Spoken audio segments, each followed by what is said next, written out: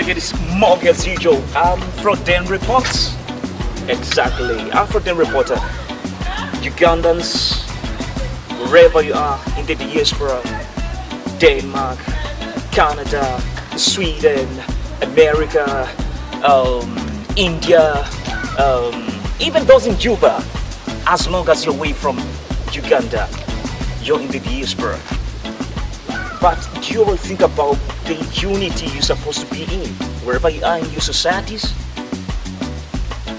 We should learn to concentrate on the factors that reunite us, than focusing on things which really disunite us. What do I mean? If I've ever hurt you, learn to forgive me. If you've ever hurt me, I have a lot of space, I forgive. A message from the ambassador Kibedi when we were on the BUGANDA Coronation celebration in Copenhagen.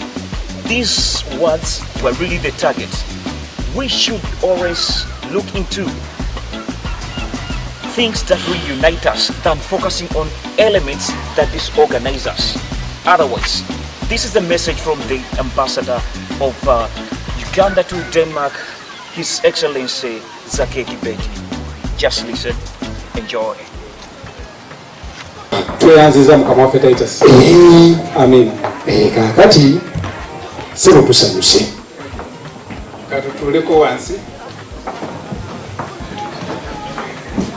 Abakulembeze b'ekibiina ekya Buganda, Denmark, abakulu mwenna mu biti byammwe, nja kusaba nkozese ennimi bbiri kuba ndabye babadde banjula Uganda yonna weeri wano. Tulina Abaganda, Abasoga, Abateeso, Abakyoli, so nja kukozesa ennimi bbiri okuwa obubaka. Nja kusooka neyanjule. I'll first of all introduce myself. My name is Zake Kibedi. I'm 3 months old now here. I'm your new ambassador to Denmark and the Nordic countries.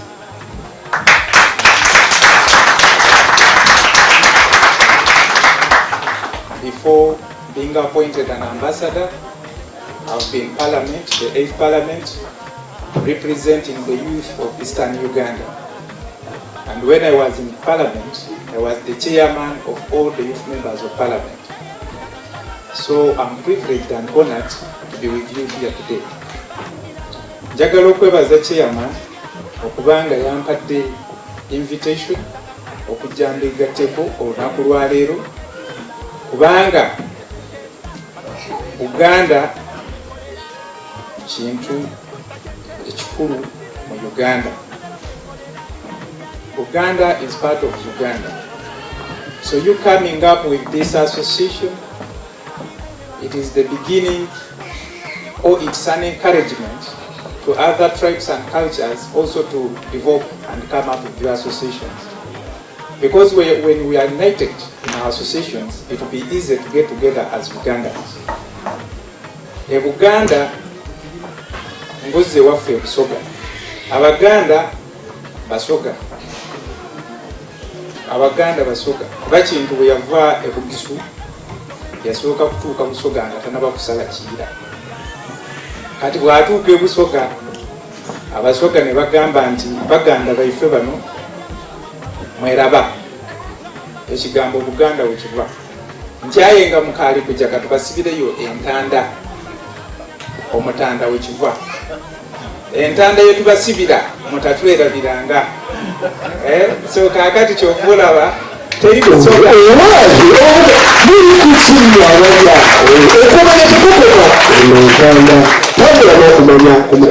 Teri Musoga atwogera Luganda. Kabe mukadde atya. Naye ate nga teri Muganda asobola kwogera bulungi Busoga. Omuganda ayogera Olusoga ayogera lumenyese. Kyova luyita nti Oluganda lwe Lusoga olumenyefu. Nze Buganda ate ekirala bw'oboze Busoga ndi mulangira. obwakabaka bwa Busoga bulinga obwakabaka bwe Malaysia bwo bwetooloola ebika 11 ebivaamu Kyabazinga kati ng'ekika ekimu kye bayita ekyabayise Mena ng'omukulu bamuyita Mena kyenvaamu era nga ndi mu layini ndi mulangira lwakuba kati najja okukola emirimu gyaffe egya Uganda naye oba oli awo singa mbadde nkyaliyo oba nze yandifuuse Kyabazinga tomanya ate Buganda muli bakodomi bange omukyala wange ye Fauzia Namuju Emilia Bakulayi ava mu kika ekyengu kale kati bwemba ndi wano mba ndiwo mu bujjuvu njagala okubeebaza. I want to thank you for having this arrangement because it is part of the agenda we have in the embassy, at the embassy. We have a number of programs we are following at the embassy, and the second program to the one we are having in September is uniting Ugandans in the middle countries. The first arrangement is because as an embassy, this time around, embassies or diplomacy has changed. Either obwa diplomat oba embassy oba ababaka balingawo okubeera nti tebakiikirira ensi mu kitundu naye leero ng'obyongedde okukiikirira ensi mu kitundu twongera okupromotinga ebya trade, investments and tourism. So kakati in September tulina forum, business forum egenda okubaawo okuva 17 mpaka 19 nga ya promoting trade, investments and tourism. The first day of 17th, it is going to be hosted by the Danish industries. Then the second day, it is going to be jointly hosted by the embassy and the ANA association bring together the small and medium enterprises. We are going to have dignitaries from Uganda. We are going to have about 6 ministers. We are going to have ministers from the government of Denmark. And we're also going to have people from the different authorities of Uganda. Ngekigenderera twagala abantu etubadde tutuukako batwala investments mu Uganda nga balina ebibuuzo byebabuuza ne tusalawo tugiteekewo babaddemu ebibuuzo ebyo era nga twakikkirizaganyizaako nti this forum is going to be rotational in all the 5 Nordic countries. Today, this year it's going to be in Denmark, next year it's going to be in Iceland, until again after 5 years, that's when we shall be back in Denmark. Then the next agenda in October is uniting Ugandans. Because that one, I don't want to emphasize it, because everybody knows that once you are united, you are very strong. When you are divided, you are very weak. And there are no reasons why we should not unite. Because in my culture, what makes people to fight, what causes people to have vendettas, there are only 2 things. Only 2 things. Ebintu ebirwanya abantu. Ekimu ng'oli akututteko mukyalawo oba ng'oli akututteko ettaka lyo. Those are the reasons that can cause wars every after then and forever. Someone taking your wife and also someone encroaching on your land. But here, since we don't have those problems, why should we be divided? Lwaki tulwanagana? That's the challenge. Kino nja kyogera mu Luganda. Mwawulira juzi president wa America ng'ali mu Africa yagamba nti kati future y'ensi eno eri mu Africa. Chovola buli muntu ayagala okuyamba mu Africa. Naye ekizibu kye tulina mu Africa, tugenda ne tutoola ebintu ebitatuyamba ne tubimalirako ebiseera byaffe. Ne tuleka ebituyamba ne tubiteeka emabega. Chovola batusigala ng'ebyobugagga bye tulina ababifunamu si be bavaayo. That's why we've given it a priority to get together. And when you start getting together in these associations, they become building blocks. When we put these blocks together, it can be very easy for us to get united. Another point I would like to emphasize here, what differentiates the human being from an animal? There are three things. Because you are well aware that human beings have 5 senses. Even animals have 5 senses. A sense of seeing. Even animals have that sense of seeing. A sense of hearing, they do also have it. A sense of smelling, a sense of tasting, and a sense of feeling. But what differentiates a human being from an animal? There are 3 things. One is culture. So, bwe tujja mu mikolo nga gino egy'obuwangwa, tuba tutandise okwawukana n'ensolo. Omuntu ategeera neeyisa ntya. You learn how to behave in society. Ekyokubiri is education. Bw'oba osomye, weesanga nga ekintu ekyanditudde emyaka n'emyaka omuntu kikola bw'okikoze mu ddakiika emu. Eddanga okuweereza ebbaluwa kati ng'akabaka gye yaweereza wano, ng'ejja kumala myezi nga3 omuntu ng'agireetedde ku lyato. Naye kati mu ddakiika emu obubaka buba bukoze eki? Butuuse. Ekyo nakyo kye tulaakinga mu Africa. If we can cope up with modern science and technologies, tujja kusobola okukulambulana. Then ekyokusatu is religion. Kwa bw'oba n'eddiini osobola okutegeera nti once you are religious, you know that if you are to love yourself, you must love your neighbor. If you are to love yourself, you must love God. So kati ekitulwanya kibaaki? Those are the 3 things we need to look at. They will help us in advancement and developing our continent, Africa. Kinkwasa ennaku nakyo nja kikalaasira mu Luganda. N'osanga omwana bamuzaalidde wano naye nga tasobola kwogera lulimi lw'eka. Really? Abaana mubatwalawo. Kuba ne bw'anaaluyogera oluddeeni n'alumalayo okutajja kufuuka mu ddeeni. Njagala obbabulira.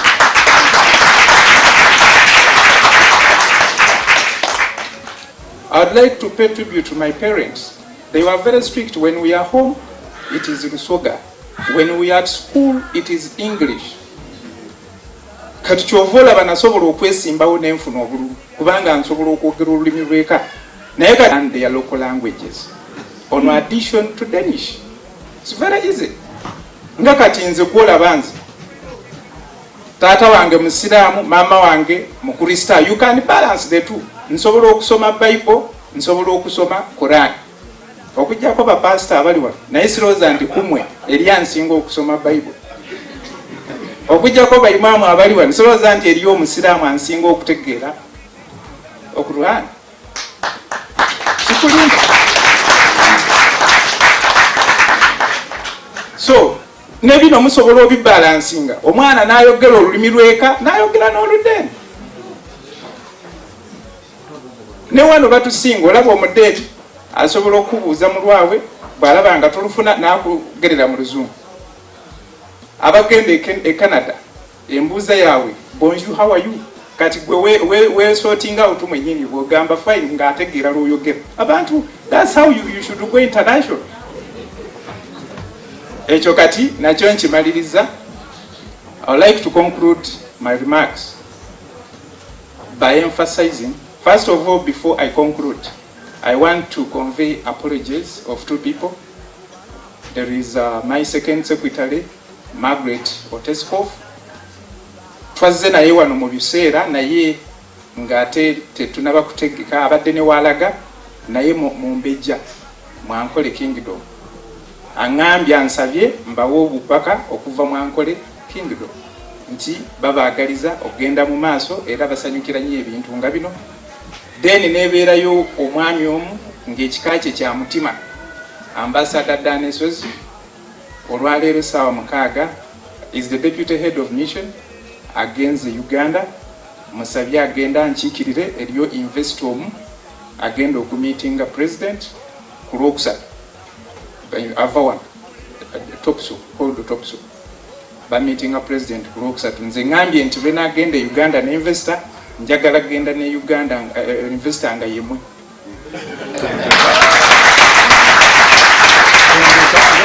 Because you undermine yourselves, we undermine ourselves. But you are potential investors. Because I can demonstrate it briefly to you. You are potential investors. An example I can give you, an example I gave in one of the conventions we had in Sweden in the month of June. There is one colleague of mine whom I was with in the Parliament of Uganda. He's called Honorable Sanjay Tana. He's a Ugandan of Indian origin. Last year, he made a factory. It's a factory for natural water, mineral water. It costed him $1 million shillings. It costed him $1 million shillings. Right now, he's earning on a daily basis, at least, after taking off all the costs, at least 5 million shillings every day. So within 1.5 years, he's going to recover all the money he invested in that business. According to the statistics I have in office, we have at least 8,000 Ugandans in the Nordics. Assuming you people are all united, you are together, and every one of you contributes $300, only $300, you will have $2.4 million. Temuliba investor. If someone used $1 million to earn 5 million shillings on a daily basis, you can use the 2.5 to invest in Uganda and you create employment. Bana abantu bemuweereza sente ne bazirya, tuzimbire nyumba ne bazirya. You tell them nti you go okole mukolero lye tutaddewo alekera okusaba ki? Esente.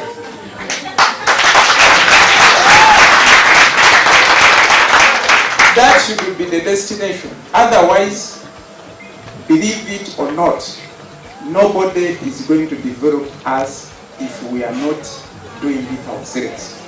Muchikirize muchigani. Nobody. Nesinga tuba focused. We can change our countries, we can change our nation. Maliriza nga njagala okubayozaayoza ng'Abaganda ne Uganda okuba nti Kabaka asobodde okuweza emyaka 20 era ng'akyatukulemberanga Uganda. Tusaba nti association eno nga bwetandise mugende mubuulireko abalala nabo bazitandike wano, ate mumale nayo mubeere nayo paka ku level ya Nordic. Mugirina wano mubeere ne chapter buli wamu, mubeere ne Baganda Nordics, mubeere ne Basoga Trade Nordics. In May, I went to attend the Basoga Trade of USA. But for them, whenever they convene, whenever they converge together, they come up with a target to develop a target of development in their area. So this time, they wanted to get together and contribute money to construct a cancer institute in Jinja. We went there and we realized 50% of the money they wanted in cash. And in pledges, it was more than the remaining 50%. So, after coming together, let us also use our unity to do some development programs back home. Back home, if you go, for example, and construct a health center in Butambala, you will help some people to live longer. Ebyo si bigambo byange, bigambo bya Katonda. Second Corinthians.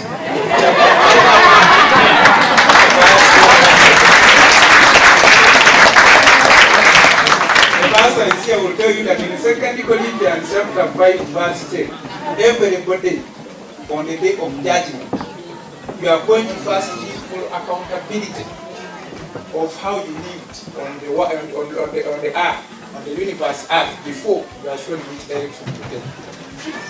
The then you will be shown the direction. If you are there to help the needy, you also be shown the direction. Even the sheikh is here to tell you that on the day of judgment, everybody has to answer 6 questions. 6 questions, and one of them is, when you were youth, what was your contribution? When you were an adult, what was your contribution? When you are old, what was your contribution? These people are here, those are not my words. So we should get together, help our people,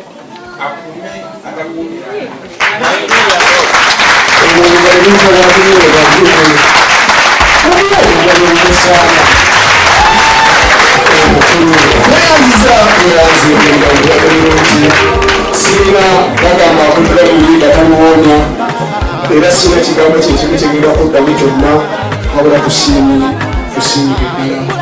bonderwa oba nkajja nintamwigalirire nimukuma okulya nekuma omwoyo olimulabazinda mukama walabanga